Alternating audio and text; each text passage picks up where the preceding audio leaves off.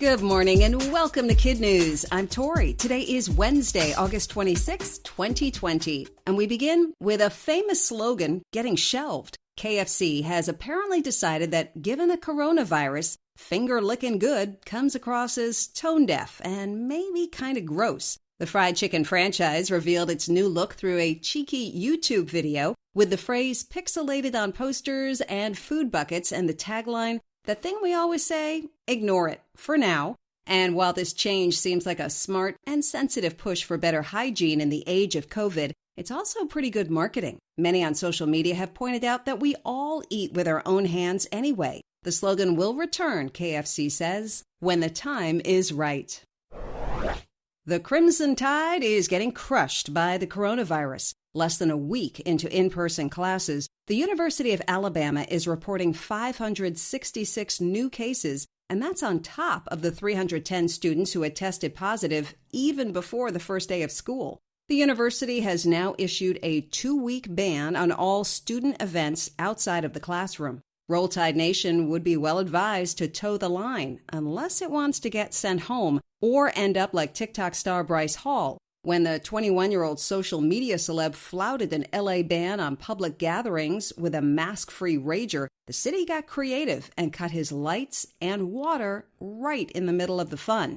His downfall? Uploading videos of the illegal party for his 12 million followers, including, apparently, Mayor Eric Garcetti, who basically said, "You've been warned plenty, the party is over." Marco may have petered out, but Laura is picking up steam. The second significant storm of the week is now expected to hit somewhere between Texas and Louisiana as a Category 3, with winds topping out at 115 miles an hour and a dangerous storm surge of 11 feet. Arrival time, late today or early tomorrow. Many people in Laura's path are still drying out from Marco, which brought heavy rains, even though it only spent a day as a hurricane before fizzling out.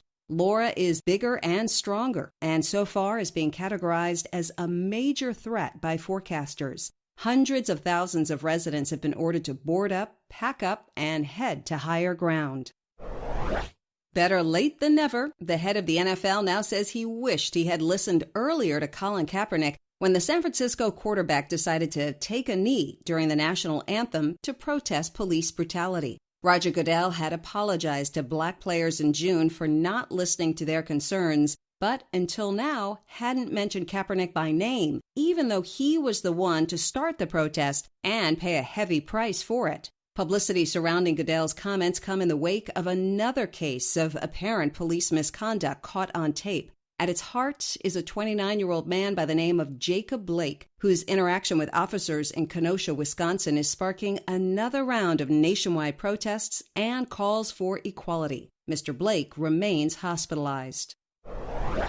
Inflatables, inattentive parents, and the ocean don't mix. A little girl vacationing with her family in Greece was floating around on a blow-up unicorn just a few feet from the sand when the current pulled her out. Before her parents realized it, she was bobbing in the Gulf of Corinth, a half-mile from where she started. And although she stayed calm, Mom and Dad understandably didn't. They called police, who notified the crew of a nearby ferry, who swooped in and made the save. The rescue comes just days after a boy in England was swept away on an inflatable swan. He, too, needed a rescue. Afterwards, the Royal Coast Guard posted a reasonable request: save blow-ups for the backyard pool. That's it for KidNuz. Now our KidNuz quiz. What famous slogan is being sidelined during COVID?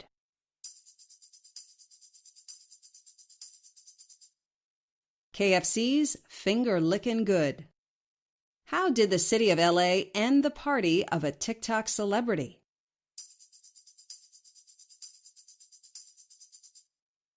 By cutting power. What's the name of the storm expected to hit the Gulf Coast tonight or tomorrow?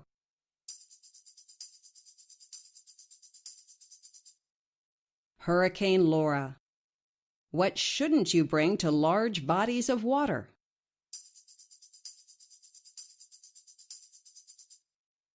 Inflatables. Save them for the pool. In one for the road, the Black Mamba will be immortalized outside of the Staples Center in Los Angeles. What was once Figueroa Street will now be known as Kobe Bryant Boulevard. The president of the city council says it will be a reminder to everyone, young and old, who drive down it, there is no obstacle too big, and that with the Mamba mentality, anything is possible. Sunday would have been Kobe's 42nd birthday. Bamboo Learning has much more on the basketball legend. If you're interested, just say, Alexa, open Bamboo Luminaries. Before we go, we have birthday shout-outs for Hudson in Nacogdoches, Texas, Zamea in Cove City, North Carolina, Maya in London, England, Micah in Maple Ridge, British Columbia, Lucas in Chicago, and to California for Kirpa in Danville and Carlos in Moraga. And a big KidNuz hello to the awesome staff and students at Hidden Hills Elementary in San Ramon, California. Thanks for listening, and please tell your friends and classmates to listen as well. We're really close to crossing the 2 million download mark. We'll see you back here for more KidNuz tomorrow morning.